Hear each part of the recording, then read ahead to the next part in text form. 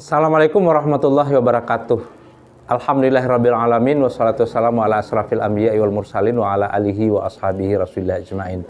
Rabbi shrah li sadri wa yassir li amri wahlul 'uqdatam min lisani yafqahu qawli. Pemirsa channel YouTube Palanta Rang Mudo, selamat berjumpa kembali, selamat bertemu.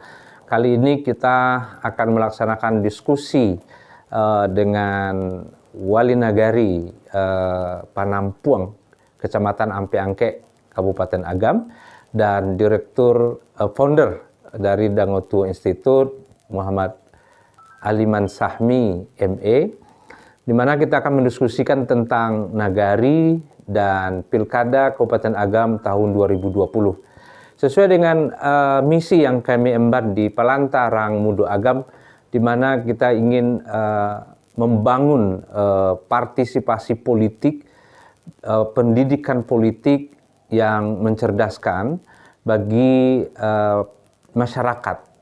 Kita menginginkan bahwa di Pilkada 2020 ini masyarakat mulai kritis memahami persoalan apakah yang sesungguhnya ada di Kabupaten Agam khususnya, dan begitu juga di Sumatera Barat.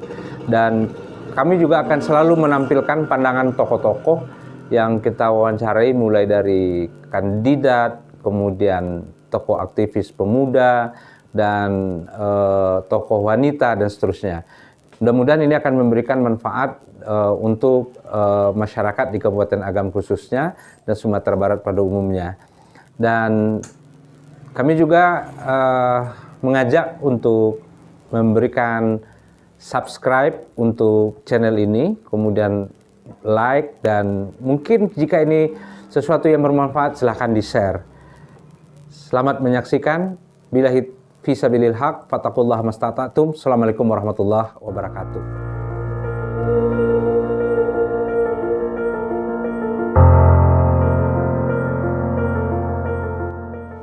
Assalamualaikum warahmatullahi wabarakatuh.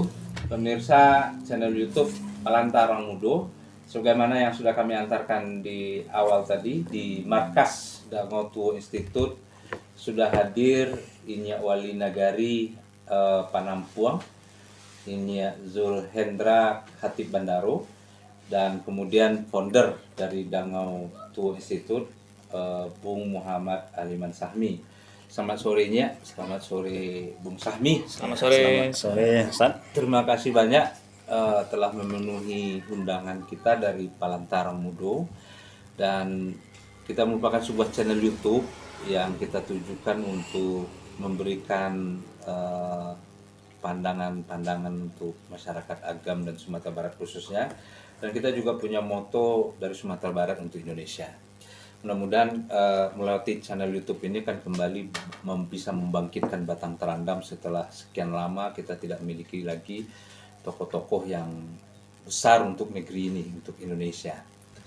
Baiklah, mungkin barangkali diskusi kita pada hari ini adalah tentang Nagari dan Pilkada 2020. Hari ini kita melihat bahwa setelah bermunculan baliho-baliho calon-calon bupati, dan rasanya belum ada calon wakil bupati. Yang berniat ini semua untuk bupati, dan tapi tidak satupun yang hari ini kita dengar tawaran ide, gagasan, dan pikiran tentang Agam. Itu juga tentang Nagari. Ada hal yang menarik ingin ditanyakan ke Inya, itu adalah soal dulu kita merasa diobrak-abrik oleh Orde Baru. Nagari jadi desa. Kemudian tahun 2000 kita punya semangat kembali ke Nagari. Tapi praktek Nagari itu sebetulnya merugikan, karena dia sebetulnya jadi desa yang diperluas. Dan kemudian ada terus saja bergulir dialektika untuk mengembalikan pemerintah Nagari ini dengan semangat-semangat yang lama tapi dengan kondisi kekinian. Dan itu dijawab oleh undang-undang yang terbaru bahwa ada peluang untuk Nagari ada. tapi sampai hari ini tidak terrealisasikan. Belum ada rasanya di Kabupaten Agam ini ada desa adat. Nah, sebetulnya seperti apa itu? Iya, terima kasih Ustaz. Artinya gini, ketika seperti yang tak sampaikan tadi di era Orde Baru atau 2000 ke bawah, kita kan masih memakai pola desa, memakai masih dengan nama adat desa, desa. Sementara 2000 kita kembali ke nagari, digaung-gaungkan mulai dari tataran akar rumput sendiri di Sumatera Barat sampai ke tataran nasional. Tokoh-tokoh di Sumatera Barat itu ingin menggaungkan kembali ke nagari. Itu sebenarnya kalau kami melihat dari sisi praktisi ya, kami selaku pelaksana di nagari, itu tidak jauh berbeda. Antara nagari dengan desa itu tidak jauh berbeda. Artinya cuman hanya perbedaan nama. Karena memang di Undang-Undang Desa nomor 6 tahun 2014 kan diatur bahwasanya desa atau nama lain dari desa. Jadi kalau kami melihat hari ini di pemerintahan nagari itu sendiri, kami sebagai pelaku dari nagari itu sendiri tidak jauh berbeda. Kita masih diatur oleh Undang-Undang Desa, kita masih diatur dengan dana desa, kita masih diatur dengan regulasi-regulasi yang memang itu lahir dari pemerintah pusat itu sendiri. Artinya sama rata antara desa-desa yang ada di luar Sumatera Barat dengan nagari yang ada di Sumatera Barat. Tidak jauh berbeda. Malahan memang seperti sebetulnya sampaikan tadi, kita rugi dari sisi komposisi jumlah desa dengan nagari hari ini. Ketika di zaman 2000 ke bawah, ketika zaman desa, itu ada 4 atau 5 desa dalam satu nagari. Tapi ketika kembali ke nagari tahun 2000 atau 2001, itu dilebur menjadi satu nagari ada 4 desa.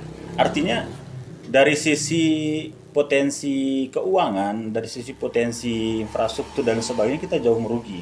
Bahkan ketika awal-awal Undang-Undang Desa ketika di 2015, 2014, 2015, 16 itu ada semacam kerugian, bahkan sampai hari ini mungkin kerugian kita di Sumatera Barat dibandingkan dengan desa-desa yang ada di Aceh, dengan desa-desa yang ada di Pulau Jawa dan sebagainya, yang mayoritas penduduk mereka itu satu desa sama dengan satu jorong yang ada di kita.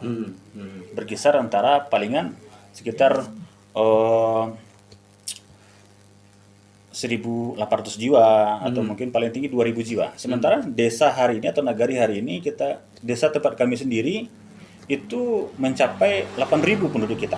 Artinya berapa kali lipat dari desa yang ada? Ada 4 gitu. Nah, itu kita sangat dirugikan dengan kondisi seperti ini. Nah, ini artinya dengan kondisi hari ini tidak berbeda lah antara desa di 2000 ke bawah dengan nagari ketika gaungkan kembali ke nagari. Dulu kan spirit kita kan tidak pernah terfikirkan kalau dana pembangunan yang digelontorkan oleh pusat. Ya. Tapi adalah spirit untuk mengembalikan nilai-nilai kultur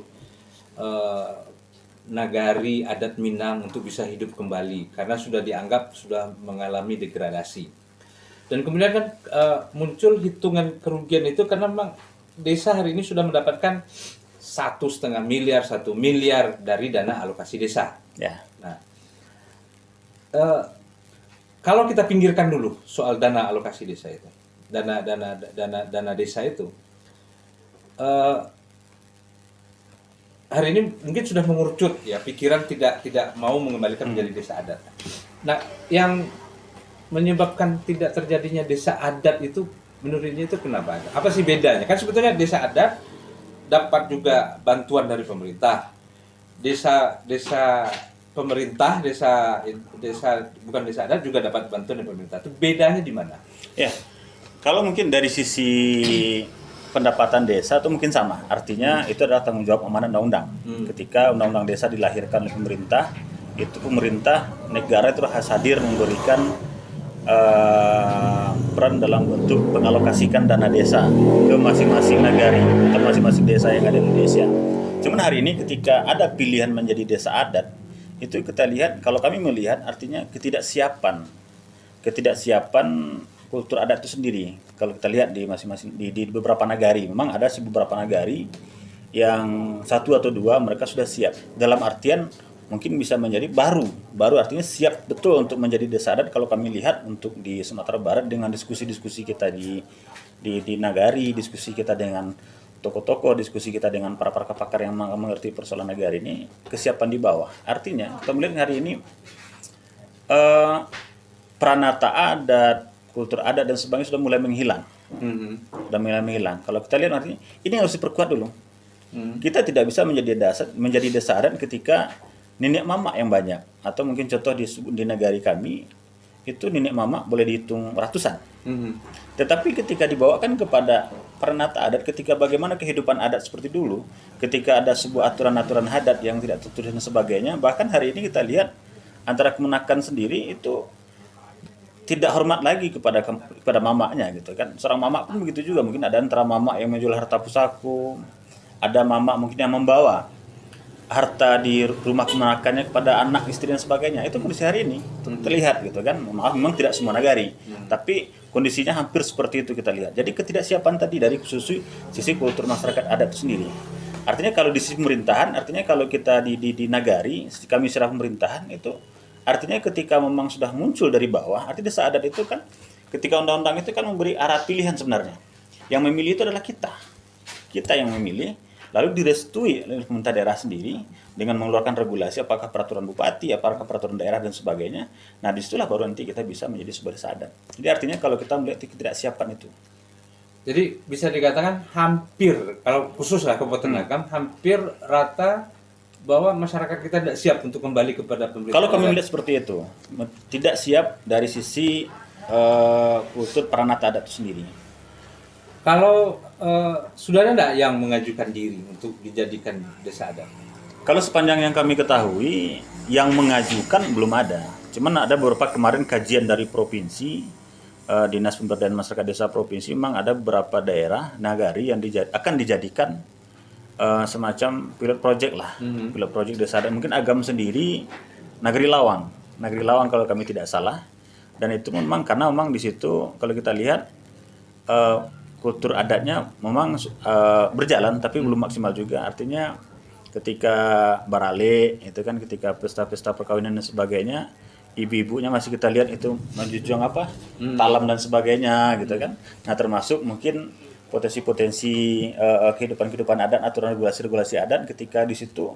Sebagai contoh, ketika kami diskusi dengan wali nagarinya, ketika nagari ingin menjalankan program pembangunan itu tidak perlu mengumpulkan anak kemenakan, cukup diskusi dengan nenek mama, diskusi dengan tetua, para tokoh-tokoh adat atau datuk itulah mengkondisikan di bawah. Artinya ketika nenek mama yang mengatakan A, maka kemenakannya mengatakan A, melakukan A. Nah, itu kondisi yang kami lihat di salah satu nagari Lawang di Kabupaten Agam.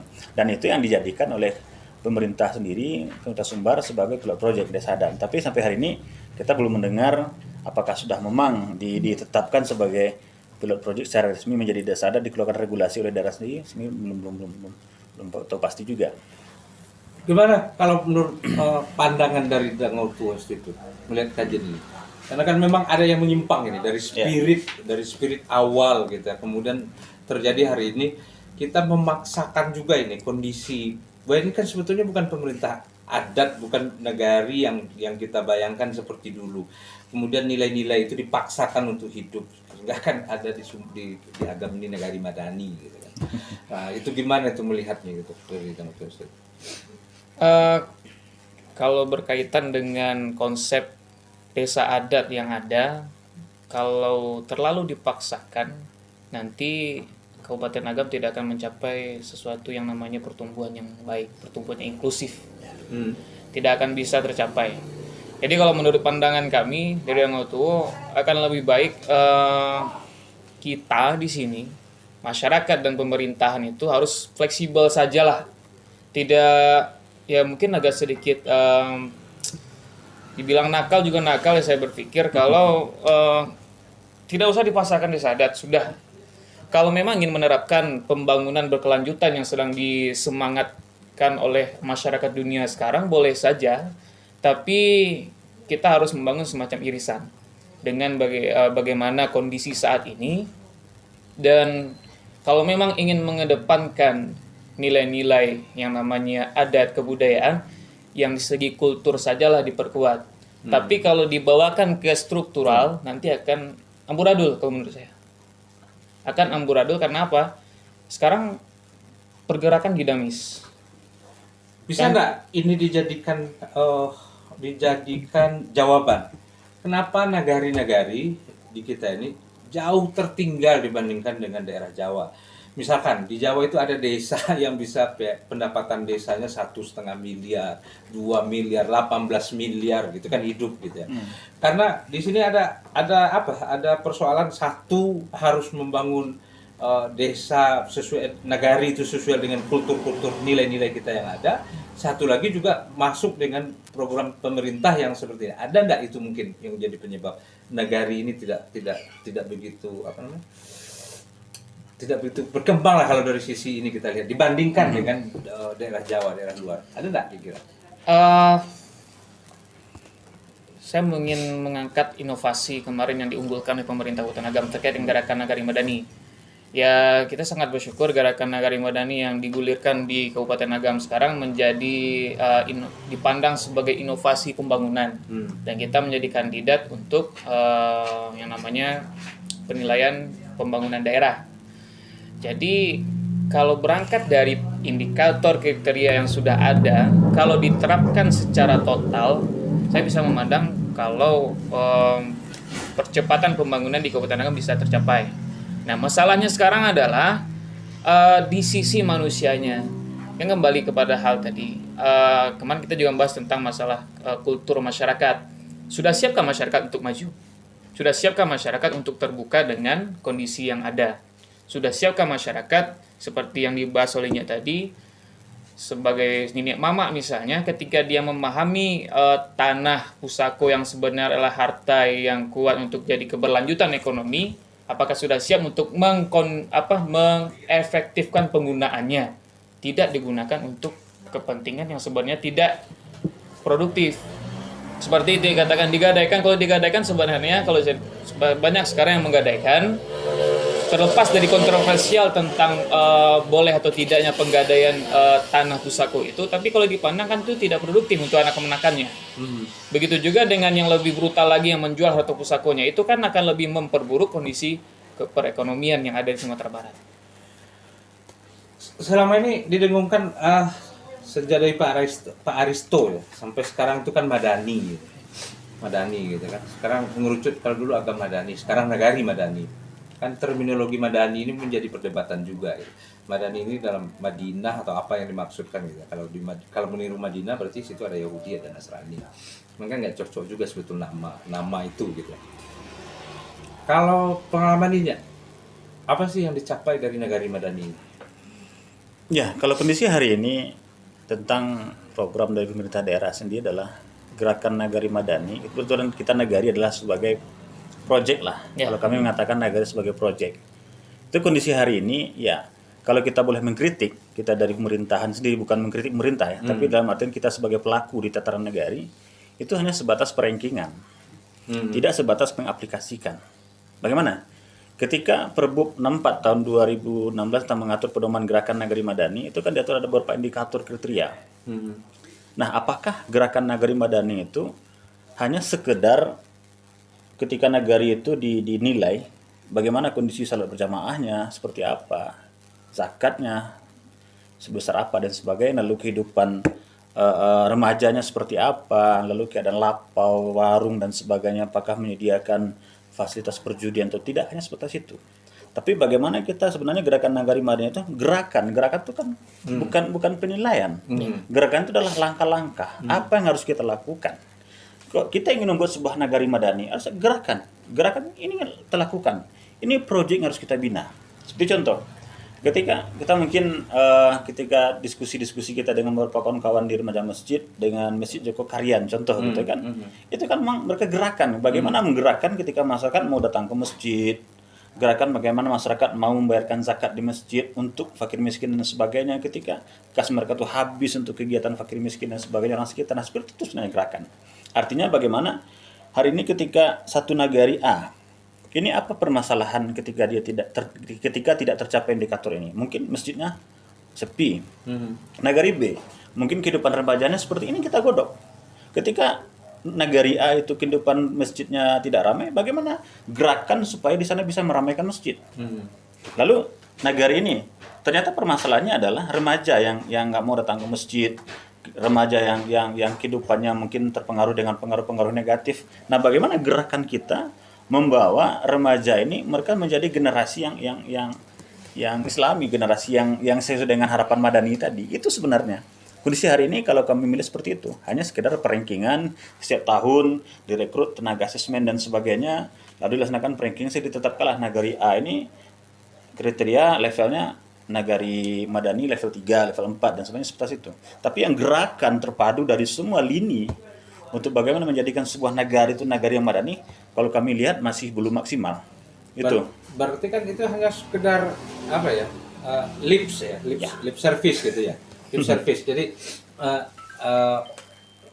ada euforia syariah misalnya gitu kan. Jadi kita ada euforia madani lah kalau kami euforia madani, tapi isinya nggak ada. Berarti kan begitu itu kalau sepintas kita tahu. Ya, artinya belum maksimal. Belum maksimal. Ya, kalau kita katakan isinya nggak seperti itu artinya belum maksimal. Artinya memang inilah yang harus kita lakukan. Gerakan Nagari Madani itu adalah gerakan, langkah-langkah upaya kita bagaimana kita mewujudkan nagari itu sebagai menjadi negara madani. Bukan kita sebuah meranking nagari ini, bukan menjadikan nagari ini levelnya 1, 2, 3 dan sebagainya. Itu sekedar kondisi hari ini kalau kita lihat. Saya tambah. Iya. Oke. Pengalaman juga terkait negara Nagari Madani, terlepas dari saya sebagai Dangutu juga beberapa tahun ya dari 2018, 2019 dan tahun sekarang juga pengalaman untuk menilai, mengasesmen nagari-nagari. Pengalaman yang saya lihat dari hasil penilaian, setiap hasil penilaian yang ada cenderung tidak ada penekanan dari atas untuk bagaimana tindak lanjut dari hasil penilaian ini. Terkadang ada hasil penilaian yang sesuai, ya beberapa ada hasil penilaian yang sesuai dengan kondisi nagari, tetapi tidak ada penekanan baik itu dari dinas terkait dan kemudian dari pemerintahan nagari bersama kader yang dibentuk untuk bagaimana tindak lanjut penindakannya. Belum lagi ada beberapa penilaian yang mungkin semacam terjadi moral hazard, ketidaksesuaian antara hasil penilaian dengan kondisi di lapangan. Dan satu lagi, daya kontrol dari pemerintah nagari itu, ya bisa saya katakan, penilaian itu dilakukan setiap tahun dan dinilai adalah dokumen-dokumen, data-data yang itu kadang dipersiapkan 2 minggu, paling lama 1 bulan dipersiapkan. Akan tetapi itu tidak bisa menjadi representasi di kondisi nagari selama 1 tahun berjalan. Terkadang itu kondisinya seperti itu. Dan satu lagi, ada semacam ada masyarakat madani, ada nagari madani. Kemudian selama ini yang kita lihat yang disasar itu adalah nagari madani saja. Nagari madani itu maknanya hanya menyasar pemerintahan nagari. Bagaimanakah pemerintah nagari mempersiapkan data-data yang menunjang penilaian dari 43 indikator dari 7 kriteria itu. Dan sementara masyarakat madaninya bagaimana? Bagaimana daya kontrol masyarakat nagari? Bagaimana perlindungan atas kampungnya? Bagaimana koordinasi antara pemerintah nagari dengan Paripaga, dengan ini mamanya? Kan tidak tergambarkan demikian. Jadi kan semangat nagari ini ya kan? Semangat ini kan semangat ada selingkah nagari. Ada potensi sendiri nagari. Ada ciri sendiri di nagari itu. Berarti kan bisa tidak dikatakan ini tidak suksesnya Nagari Madani ini kesalahan oleh nagari? Ya, kalau kita lihat sebenarnya nggak bisa disalahkan pada oleh nagari.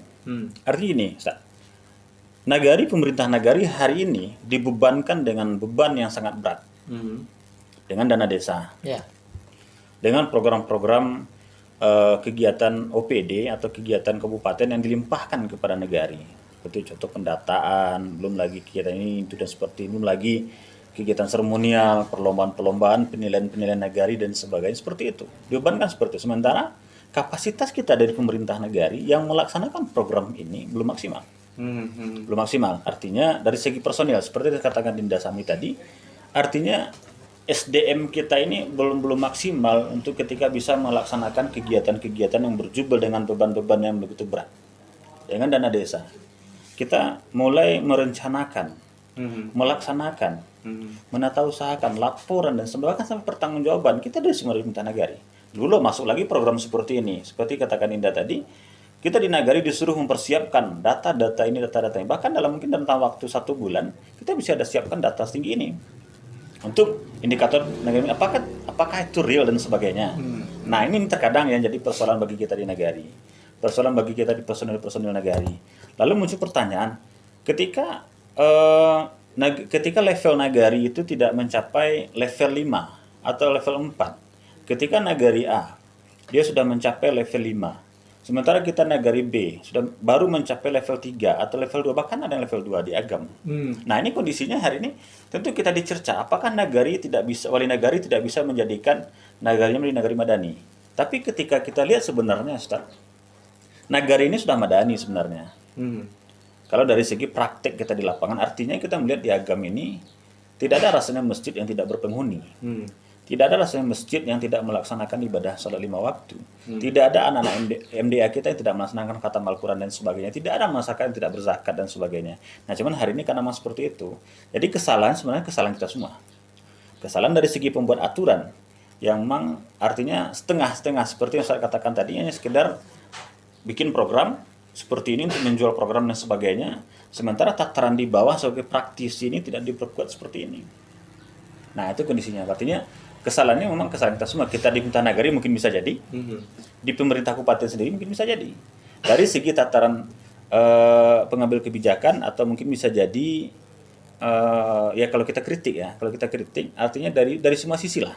Artinya lemah dalam persoalan di Perbub itu diatur, artinya ada pembinaan.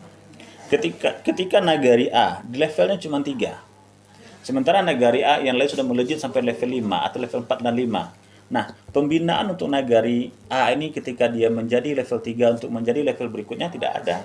Hanya diserahkan kepada nagari. Bahkan digaungkan ketika ada Musrembang, nagari A ini levelnya masih level 3. Nagari ini levelnya masih level 3. Sementara 4 nagari lagi lain dan 1 kecamatan sudah mencapai level 4 dan sebagainya. Mungkin seperti itu. Jadi pembinaan sebenarnya kurang. Artinya bukan kesalahan dari wali nagari itu. Karena wali nagari hari ini dibebankan belum lagi pemeriksaan dana desa dan sebagainya. Belum lagi tudingan-tudingan dari masyarakat, belum lagi nagari berhadapan dengan grassroots, nagari berhadapan dengan instruktur masyarakat langsung. Karena kita sebagai pemerintahan terendah langsung dengan masyarakat, belum lagi persoalan-persoalan kondisi-kondisi yang terjadi di tengah masyarakat itu muaranya kepada wali nagari semuanya. Berarti kan kalau misalnya ini kan sudah masuk tahun ke-5. Keempat. 4 tahun. Kalau misalnya bahasa ini tadi kan belum menampakkan hasil, kalau 4 tahun berarti kan kita sebut gagal gitu. Ya kan harusnya kita sebut aja gagal, karena 4 tahun berapa dana yang dialokasikan, berapa bukan hanya dana, tenaga dan seterusnya. Kalau kita hitung, ini orang ekonomi menghitung berapa itu biaya yang dikeluarkan untuk itu gitu kan. Berarti kan gagal gitu, kan mubazir gitu. Nah sekarang pakai jargon lagi tuh, madani lagi kan. Kemarin seperti yang saya bilang kan, sekarang pemerintah hanya cenderung bagaimana menerapkan sebuah program, tapi jika ditanya bagaimana mensukseskan program, itu tidak ada. Ini seperti itu aja. Sudah menjadi kebiasaan mungkin. Nah, ini kan mau pilkada ini 2020. Idealnya seperti apa nagari ke depan? Dengan harapan baru kepada kepala Palu Agam baru gitu ya. Sebenarnya apa idealnya Agam ini ke depan? Ya. Negari ini ke depan. Kalau kami di nagari idealnya adalah pemimpin atau kepala daerah itu adalah orang yang menjalankan program dengan melihat potensi dari masing-masing nagari. Potensi sebenarnya. Kita harus inventarisir dulu potensinya seperti apa. Artinya program itu bukan langsung dari atas atau berlangsung ke bawah lalu di tataran bawah mereka melaksanakan program itu, tidak seperti itu. Kalau kami melihat seperti idealnya harus idealnya seperti itu. Artinya dikaji dulu potensi apa yang ada di Agam. Agam punya apa yang tidak punya di Agam. Kalau kita berbicara Agam, Sumbar apa yang tidak ada punya di Sumbar. Kita punya lautan, punya gunung, punya danau, punya dataran tinggi, dataran rendah, ngarai dan sebagainya. Punya potensi pertanian, punya potensi UMKM, punya potensi sumber daya manusia, sumber daya alam yang rasanya itu bisa mengangkat marwah daerah itu sendiri. Nah, potensi ini dilihat harus sebenarnya. Kita lihat potensi dan pemimpin itu atau calon kepala daerah itu harus bisa membaca potensi ini. Jadi program itu bukan visinya, bukan yang muncul dari otaknya, bukan yang muncul dari pemikirannya, tapi visinya adalah yang muncul ketika melihat ini loh potensi Agam, ini loh yang ada di Agam, ini loh yang harus dibuat di Agam. Nah, itu idealnya pemimpin. Berarti itu kan pola pembangunan partisipatif itu kan harus berlanjut. Harus berlanjut. Nah, kalau menurut Dangoto gimana itu? Ya seperti yang dikatakan oleh Inye tadi, calon kepala daerah harus bisa membangun klaster. Jadi harus bisa membangun klaster dari daerah-daerah yang Kabupaten Agam. Kemarin kan kita sempat membahas tentang pembagian Agam. Ketimbang mengelemparkan isu untuk membagi Agam, lebih baik melakukan klaster dalam hal pembangunan. Jadi selama ini kan pembangunan itu kan mengklaster dalam hal sektor saja. Jadi sektor pertanian, pariwisata, perdagangan itu kan sudah biasa dilakukan. Cobalah mungkin masih kepala daerah yang ada itu mengklasterkan berdasarkan wilayah. Ya, nagari ini atau kelompok nagari ini potensinya apa? Kemudian untuk nagari ini potensinya apa? Kemudian akan dibangun semacam koordinasi dan integrasi. Jadi nanti tidak ada lagi yang namanya, mohon maaf, ada program tahun lalu namanya Agam Menyemai. Ya itu disemai saja, tapi dipasarkan tidak. Ya, cuman disemai saja di sawah, tapi nanti program untuk pemasaran bagaimana, hilirisasinya bagaimana, kemudian untuk pembaruan teknologi. Sekarang kan teknologi untuk teknologi pengolahan lahan, tapi teknologi pengolahan hasilnya bagaimana? Itu yang harus dipikirkan. Satu lagi untuk masalah pariwisata misalnya. Sekarang kita udah ada konsep pariwisata berkelanjutan. Kita hanya menekankan wisata yang seperti yang kita lihat, wisata yang ramai-ramai. Kita menyediakan wisata di mana orang datang untuk berfoto saja, tapi tidak menekankan wisata yang untuk bagaimana wisata itu berkelanjutan, di mana masyarakat semuanya berpartisipasi. Hanya tidak lagi menekankan objek, tapi menekankan destinasi. Itu yang sebenarnya harus ditekankan oleh calon kepala daerah sekarang. Tapi kalau hanya itu saja, ya kalau menurut kami dengan itu ya sudah, kita hanya melihat badut berpartisipasi dalam sebuah panggung politik.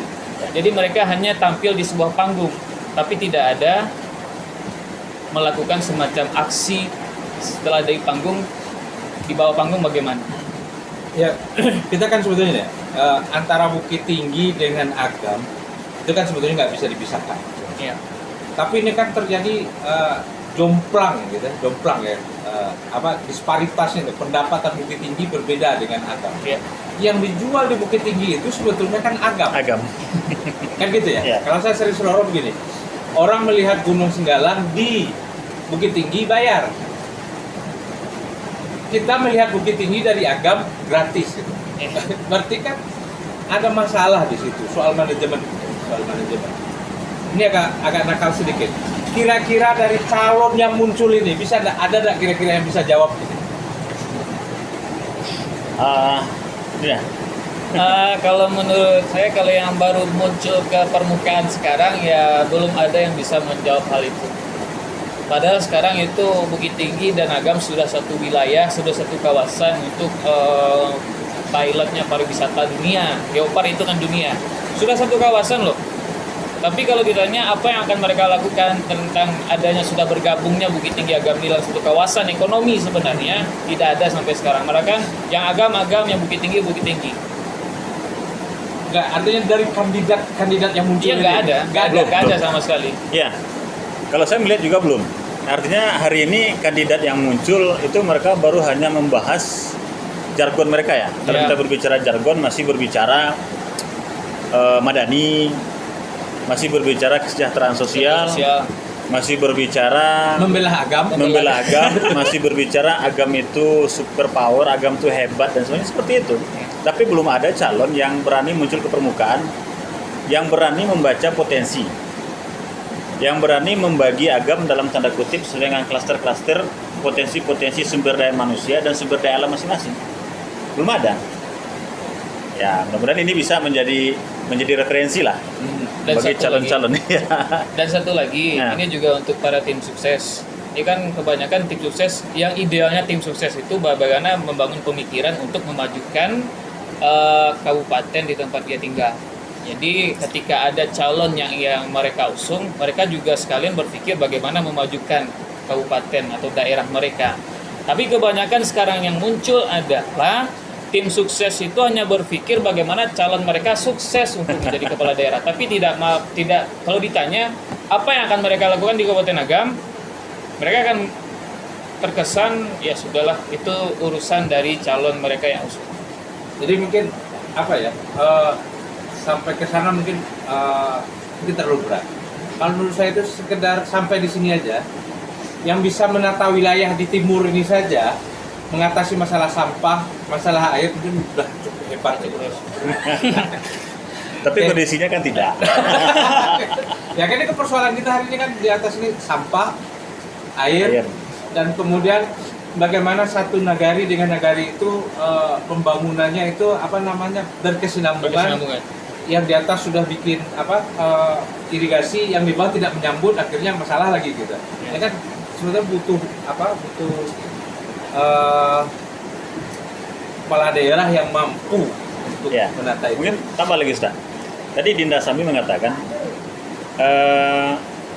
Agam bagian ke timur. Ya, kita bukan memisah Agam Barat, Agam Timur ya, tapi Agam bagian ke timur. Ketika Agam bagian ke barat, mereka punya SDA. Ketika Agam bagian ke timur, itu mereka punya SDM sebenarnya. Sumber daya manusia dan sedikit sumber daya alam dalam bentuk pertanian. Artinya kan sumber daya alam yang berkelanjutan, artinya yang mungkin tidak akan bisa habis. Yeah. Nah, itu kan belum ada kepala daerah atau mungkin belum ada calon kepala daerah yang mungkin hari ini yang berani untuk itu. Ya artinya ketika Dinda Sami mengatakan tadi ada program Agam Menyemai, kita apresiasi. Kita di pemerintahan negeri apresiasi. Lalu bagaimana ketika ini sudah mau panen, ini mau dikemanakan? Nah, kita punya kayak di sampai angke, punya sumber daya manusia berupa atau sumber potensi ekonominya berupa sulaman, kerajinan kuliner dan sebagainya. Ini kan belum tertata dengan rapi, belum tertata dengan maksimal. Disinilah peran pemerintah sebenarnya, peran kita hadir, termasuk kita dari nagari, kita hadir memberikan peluang bagi pelaku-pelaku UMKM. Kadang mereka gini, kita sudah berikan bantuan modal dalam bentuk mungkin bantuan kayak ada zakat, ada basnas, bas dan sebagainya, lalu mungkin ada program-program dari kementerian usaha ekonomi masyarakat. Nah, setelah mereka menghasilkan produk, lalu produk ini mau dipasarkan kemana? Nah, ini harus berani ini. Apalagi kita di Ampe-Angke ini kan, atau bagian timur, Agam bagian ke timur ini, itu kita perlintasan. Mungkin bisa jadi ada nggak rest area yang dibuat oleh pemerintah sendiri? Pasar agro ketika zaman Pak Aristo, seperti apa hari ini? Itu kita lihat hari ini, ketika kita lewat depan sana, kita cuma gigit jari melihat bangunan mewah seperti itu. Kenapa ini tidak difungsikan? Apa bagusnya ketika difungsikan? Ini satu pojok buat Ampe-Angke dengan sulaman. Ini pojok mungkin buat Sungai Pua dengan potensi pertanian. Ini pojok mungkin buat bakso dengan kuliner dan sebagainya, kapau dengan kuliner. Ini kan sebuah potensi yang bagus. Nah, kami dari Nagari menantang ini. Berani tidak calon kepala daerah ini membuat semacam proyek seperti itu di dalam kampanyenya, atau mungkin dalam isu-isu politik yang mereka munculkan. Nah, ini kami tantang. Ada dari penyampaiannya, ada ini yang akan menjadi tanda tanya. Kira-kira camat itu fungsinya apa itu? Kalau misalnya tadi program Madani gagal gitu ya, gagal gitu kan sebenarnya 4 tahun itu gagal, berarti kalau memang belum ada hasil. Kemudian potensi nagari tidak tergarap misalnya. Kalau wali nagari sudah ngurusin administratif, nagari administratif, kemudian camat fungsinya juga administratif, sebetulnya buat apa kecamatan? Ya, kalau sebenarnya camat itu kan, ya sebenarnya kan kewenangan camat juga. Ya kalau kita melihat ini hanya sebatas koordinasi kewilayahan. Mereka sebagai kepala kewilayahan punya koordinasi dari nagari-nagari yang berada di wilayahnya. Ya paling sebatas itu, sebagai perpanjangan tangan antara pemerintah daerah dengan pemerintah nagari. Hanya sebatas itu kalau kami lihat hari ini. Nah mungkin kritik juga nih buat pemerintah, walaupun saya baju pemerintah, ini kritik juga nih buat. Nah, sebetulnya kita mau menghadirkan Pak Camat juga, tapi beliau nggak bisa hadir gitu. Ya, mungkin seperti itu. Ini kan penyakit yang sudah sejak dari dulu. Akhirnya kan tenaga di kecamatan itu tidak termaksimalkan. Ini camatnya kan karena undang-undang ini adanya gitu. Kalau sebetulnya nggak ada camat juga nggak ada masalah sebetulnya. Tapi idealnya ke depan kecamatan itu seperti apa kalau menurut Anda? Ya idealnya kecamatan itu memang harus turun. Memang mereka kan punya personil. Artinya ada beberapa kasih, ada beberapa seksi yang ada di lingkungan satu kecamatan. Nah, sementara kalau kita dari segi anggaran anggaran mereka nggak seberapa. Kita nagari yang lebih banyak. Bahkan anggaran kita 4 kali 5 kali lipat lah dari anggaran yang ada di satu kecamatan. Nah, idealnya pemerintah kecamatan itu seperti dia mampu artinya membawa satu kecamatannya klaster kecamatan sampai kayak seperti ini. Potensi seperti ini yang harus dia bawa. Ini yang harus dia jual. Klaster bakso seperti apa? Ini yang harus dia jual. Artinya memang benar-benar berperan, artinya dia turun ke masyarakat, lakukan pembinaan ke nagari-nagari di wilayah kerjanya dengan seksi-seksi atau dengan bagian-bagian yang ada di dalam lingkungan kecamatan yang mau benar-benar turun lah untuk melakukan pembinaan dan termasuk pengawasan nagari itu sendiri. Idealnya seperti itu. Berarti kan perlu kecamatannya akan bisa efektif kalau dia disupport dengan anggaran yang memadai. Bisa jadi. Berarti kan sejak dulu kan memang sejak kita tahu memang kan orang kecamatan ini kan objek penderita.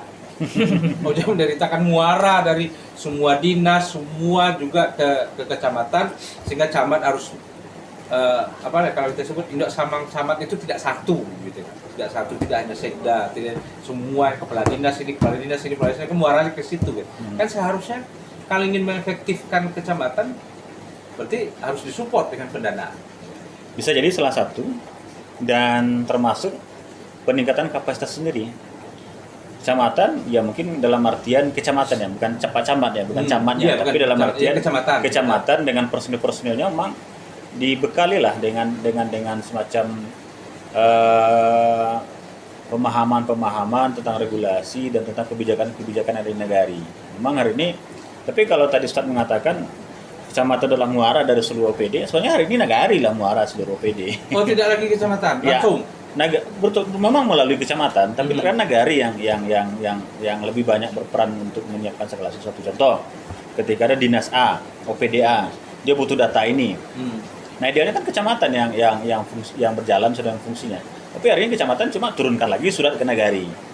Nah, nagari lagi yang bekerja, nagari lagi menyiapkan data-data seperti ini. Nah, idealnya kan ini semuanya harus berkolaborasi lah sebenarnya.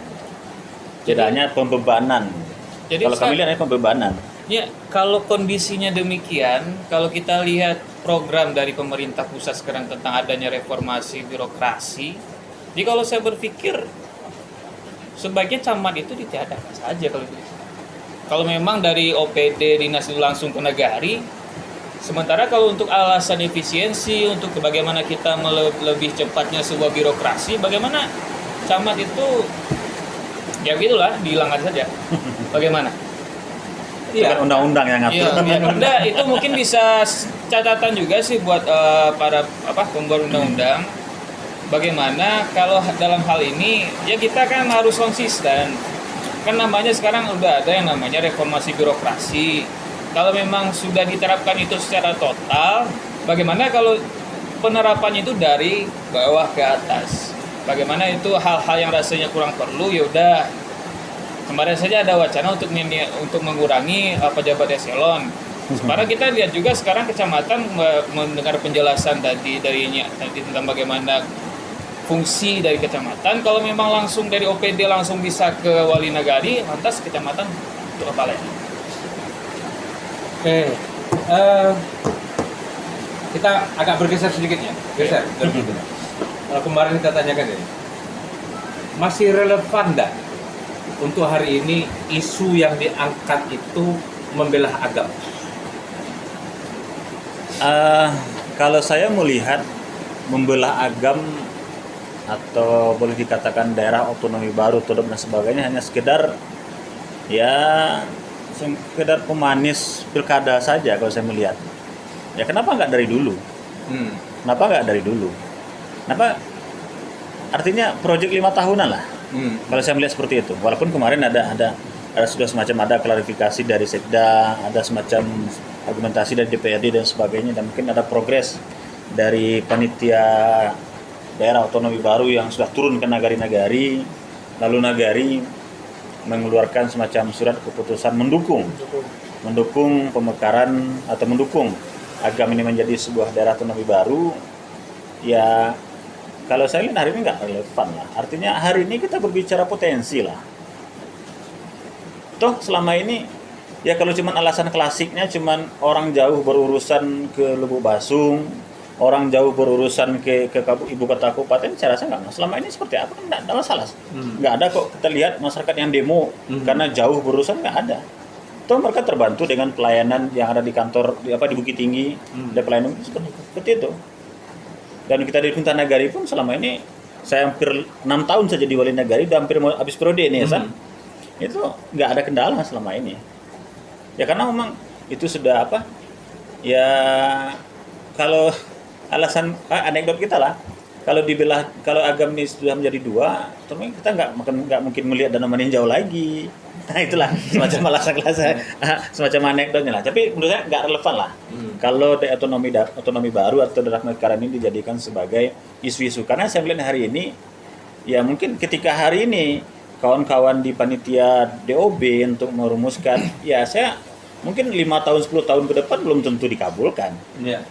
Apalagi Jokowi kalah di Sumatera Barat, nggak ada peluang untuk itu. Dan kabarnya moratorium pun informasinya masih belum dicabut gitu kan, artinya kan belum ada peluang. Ini butuh kejaran lagi sementara di DPD sendiri, di DPR sendiri, artinya soalnya masih setengah-setengah gitu untuk memperjuangkan ini. Jadi ini mimpi kosong yang tetap dijual ke masyarakat. Ya bisa jadi. Bagusnya potensi alam lah, potensi ekonomi inilah yang dijadikan sebagai isu lah. Oke, kan ya ini setiap hari nih berhubungan dengan masyarakat. Bagaimana respon masyarakat dengan pilkada ini? Yang pertama respon mereka ya saya lihat hanya sekedar ya bagi-bagi duit lah. Kenapa bagi-bagi duit, pasang baleho, masyarakat pemuda dapat duit dan sebagainya, itu yang pertama. Yang kedua, ya respon masyarakat tidak karena ini alik 5 tahunan, jadi masyarakat udah biasa, nggak ada sesuatu yang wah dengan pilkada ini. Karena tuh gimana ya? Dampak yang dirasakan selama 5 tahun terakhir ini tidak terlalu signifikan yang dirasakan oleh masyarakat. Artinya dalam konsep karena keterbatasan sumber daya, keterbatasan APBD Agam lah yang masih belum seberapa, sehingga dengan kapasitas Agam yang luas itu belum bisa termaksimalkan, sehingga tidak terlalu mempunyai respon yang terlalu berarti lah. Biasa-biasa saja kalau saya lihat. Ya paling masyarakat udah berdiri lagi baleho gambar ini udah terpampang lagi, mungkin hanya seperti itu. Cuman alik seperti biasa lah, alik 5 tahunan. Ya, bahkan lebih hari ini yang lebih hangat di perbincangan masyarakat itu adalah alik Piluana, pemilihan Wali Nagari sebenarnya yang lebih seksi gitu kan. Yang lebih seksi. Ya konon kabarnya kemarin ada yang jor-joran ratusan juta untuk pemilihan Wali Nagari ini. Beda dengan pilkada. Enggak terlalu Contoh saya di tempat saya hari ini di Nagari saya hangatnya ya masalah itu. Masalah Piluana hari ini gitu. Apalagi dengan banyaknya mungkin caleg-caleg yang nggak terpilih di 2019, mereka ambisi lagi jadi Wali Nagari. Itu kebanyakan saya lihat. Kalau Dagang Tua bagaimana melihat respon masyarakat? Besok ini angka partisipasi naik apa turun? Ini prediksi. Kalau prediksi kami dari Dagang Tua, angka prediksi antara turun dengan tetap. Turun dengan tetap. Mengapa saya bilang turun? Pertama, berbincang dengan teman-teman yang pemilih baru ya, milenial ini. Dengan adik-adik itu ketika ditanya bagaimana pemikiran adik-adik tentang pilkada, tentang bagaimana pemerintah dan Kabupaten Agam, kami lebih cenderung memikirkan bagaimana kami bisa kuliah itu saja. Kalau tentang pemerintahan daerah, tentang apa yang untuk daerah ini kami tidak begitu, ya bisa bilang ada sikap apatis dari pemilih baru sekarang. Itu sebenarnya sebuah permasalahan yang besar. Karena apa? Ketika pemilih-pemilih potensial itu sudah mulai apatis, akan jadi seperti apa Kabupaten Agam ini. Itu masalah sebenarnya. Dan itu ada potensi adanya penurunan angka partisipasi karena apatisme dari pemilih-pemilih baru itu. Belum lagi dari yang tua-tua. Ketika ditanya untuk pilkada tahun ini bagaimana pandangan Bapak Ibu, cuma bilang antalah siapa nggak dipilih ya. Itu aja yang mereka bilang. Antalah siapa pilih di mati bos lah nanti. Itu kan jawaban yang tidak patut sebenarnya. Dan ini selalu muncul dari satu pilkada ke pilkada lain. Kan kita Sumatera Barat khususnya kalau Agam gitu, Agam Bukit Tinggi, kita tahu bahwa di sini tanah kelahiran para tokoh-tokoh, para pemikir, walaupun tidak lahir di Agam tapi sekolahnya dulu di Bukit Tinggi, gagasan dan pikiran. Ada enggak salah satu penyebab turunnya angka partisipasi itu karena kekritisan masyarakat itu tidak dapat tempat? Ada enggak kira-kira menurut? Bisa jadi. Artinya memang ya kondisi hari ini dengan apa yang telah mereka alami dari sekian tahun ke belakang, dengan kondisi hari dengan momen pilkada hari ini, ya bisa jadi itu salah satu. Artinya ketika mereka kritis, ketika mereka menyampaikan pendapat tidak diakomodir, ketika menyampaikan ide-ide, artinya kembali lagi kepada konsep pembangunan partisipatif tadi. Partisipatif bagaimana kita melibatkan seluruh unsur dalam ketika mengambil kebijakan. Artinya memang sih tidak semua kebijakan, tidak semua itu terus diambil dengan musyawarah, tapi paling tidak bagaimana kita mencoba partisipasi melibatkan seluruh unsur yang ada di masyarakat ini. Ya ini alhamdulillah, tapi ini sudah dijalankan oleh pemerintah. Tapi ini kan tentu masih ketika ada semacam istilah bagi kita atau mungkin semacam ketika yang buta dia juga berfungsi untuk mengambil asuhan. Artinya semua itu kan berperan semuanya. Ketika yang tuli dia punya potensi untuk sebagai kepala pribadi, ya itu kan punya fungsi semuanya. Nah ini ketika ini belum termaksimalkan dengan baik gitu. Jadi artinya kritisasi tadi memang itu yang menyebabkan salah satu ya kurangnya partisipasi, mungkin bisa jadi untuk prediksi kita untuk pilkada seperti yang kita kandidat tadi memang itu. Artinya ketika ditanyakan kepada si A bagaimana tanggapan pilkada, ya entahlah bagaimana tanggapan pilkada, jadi celik saya di mana ketipunya akan berubah aja loh. Apalagi seperti itu anggapan masyarakat gitu. Kita nggak akan berubah juga. Ada nggak kemungkinan angka partisipasi masyarakat di grassroots ini atau kekritisan itu tidak terbangun akibat berbalik ke pemerintahan Nagari ini tahun 2000? Kan biasanya yang diundang rapat ke Nagari itu saja. Orangnya itu juga, gundukan doangnya itu, tokoh wanitanya itu. Seakan-akan kan tidak ada perempuan lagi, tidak ada tokoh yang lain lagi. Ada nggak kira-kira itu penyebab? Ya, kita di Nagari memang itu yang kita rasakan hari ini. Ketika yang aktif di Nagari, ketika berperan di Nagari adalah itu aja. Ketika di Nagari itu unsurnya kan 5. Unsurnya mama, alim ulama, cerdik pandai, muda kandung, generasi muda. Ya unsurnya itu aja.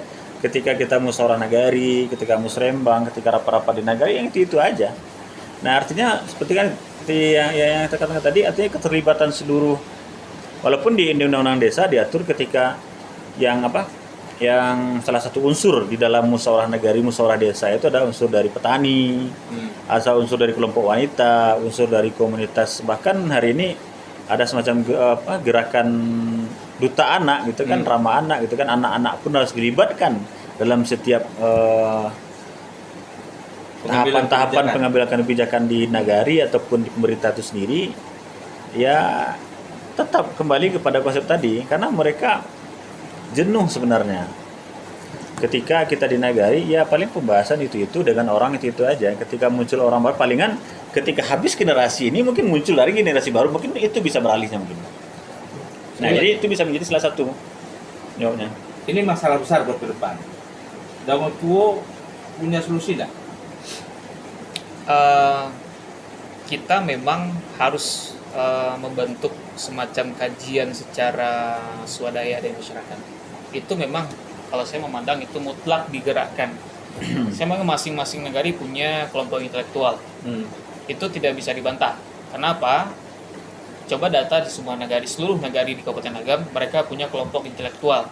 Nah, bagaimana caranya Pertama, mungkin ada beberapa wali nagari menyadari potensi dari kelompok intelektual itu, maka diberdayakan, lalu ditanya kepada mereka apa pandangan mereka tentang nagari dan apa yang ingin mereka lakukan.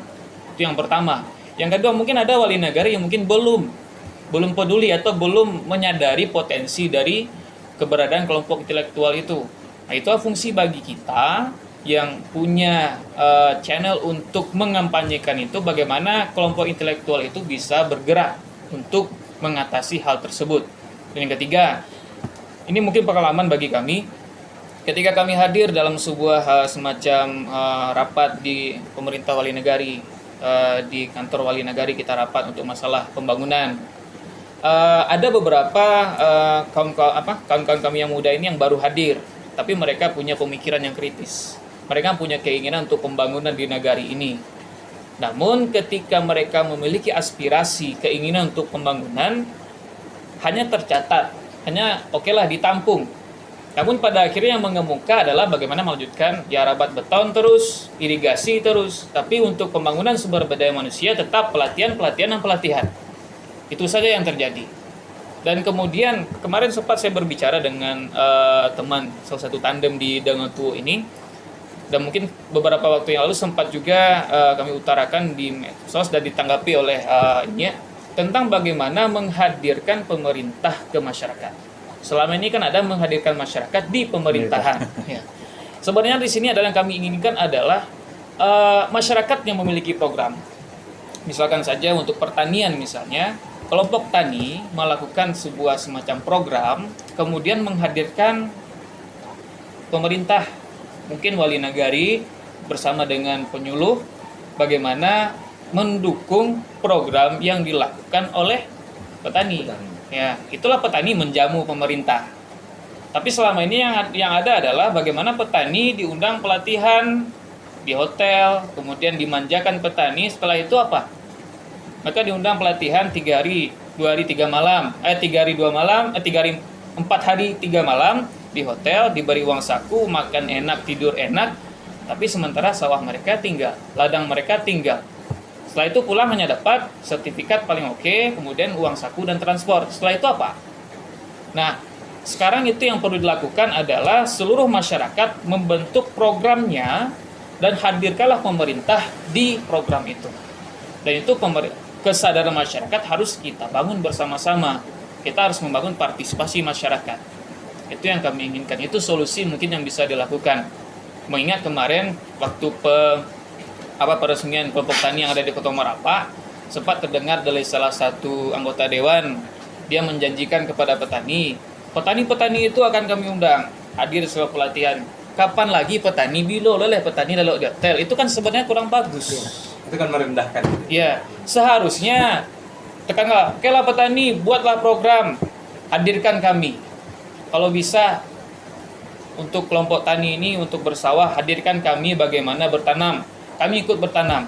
Kemudian kita adakan brainstorming. Okelah, bagusnya di sini lakukan mina padi misalnya, kayak dilepas ikan. Kemudian pada saat panen ikan undang juga kami, hadirkan kami. Itu kan lebih bagus. Alekkan. Itu Jadi, salah satunya. yang kita tangkap ini, angka partisipasi ini atau kepedulian ke negara ini bukan hanya berkurang dari masyarakat yang ada di negara, yang ada di kampung. Tapi saya punya asumsi ini termasuk perantau. Karena hari ini kan negari sudah punya duit. Ya. Dulu kepedulian ke negara ini luar biasa. Dari rantau untuk membangun negari. Asumsi saya ini bahwa di rantau pun kepedulian ke negara itu juga sudah mulai menurun. Benar nggak asumsi ini kalau ini? Ya, sebenarnya itu kan tidak semua ya. Tidak semua nagari seperti itu. Kalau di tempat saya, nagari saya itu kepedulian perantau alhamdulillah masih kuat. Nah, cuman persoalan hari ini adalah kepedulian masyarakat kampung itu sendiri. Contoh sederhana. Ketika ada bahu jalan yang rumputnya sudah tinggi. Ya, kalau dulu ketika saya masih kecil-kecil itu budaya gotong royong. Itu budaya gotong royong. Jadi ketika masyarakat, ketika ada jalan yang udah mulai rumputnya udah mulai tinggi, itu wali jorong atau pemuda atau pengatua kampung itu di masjid menghimbau besok kita gotong royong. Yang ibu-ibu membawa makanan, minum sebagainya. Masa kan keluar rame-rame gotong royong membersihkan bahu jalan. Tapi kondisi hari ini dengan adanya dana yang cukup besar dikerahkan ke Nagari, itu sebenarnya mengikis pola gotong royong. Ini yang mulai kurang. Kepedulian dalam bentuk swadaya gotong royong. Memang kalau hari ini pemerintah Kementerian Desa lah secara khusus menurunkan program padat karya tunai, itu bagus sebenarnya. Tapi ketika aplikasi di lapangan inilah yang harus kita maksimalkan. Jadi sebenarnya kalau perantau alhamdulillah tidak jauh berbeda sebenarnya. Artinya kepedulian kampung itu masih tinggi. Memang tidak semua nagari juga ya. Tapi kalau di nagari saya mungkin dengan termasuk di sini pun kepedulian perantau cukup tinggi. Cuma budaya mengikis kepedulian dan budaya gotong royong di masyarakat itu sendiri. Ya anggapan buat apa kita gotong royong, dananya sudah ada. Ya karena itu pula kondisi kita di nagari. Ketika kita di nagari tidak mengalokasikan untuk itu, sementara masyarakat pun menuntut, ini bagaimana anggarannya, bagaimana ini sebagainya. Dana desa udah banyak, uang nagari pun udah banyak. Nah, anggapan seperti itu. Nah, ini kendala yang sering kita alami, Ustaz. Ketika ada proyek kegiatan yang dialokasikan dengan dana desa. Ya sebenarnya salah satu arahan dari dana desa itu adalah sebenarnya dana desa itu kan pemancing sebenarnya. Pemancing, stimulan lah. Artinya ada tambahan swadaya dari masyarakat. Nah, ini yang kurang. Memang ketika ada juga beberapa kegiatan yang kita lakukan di Nagari, itu ya udah dananya, kenapa juga kita gotong royong. Ya palingan masyarakat mengeluarkan dana paling untuk bangun masjid, bangun musala, MDA, paling itu.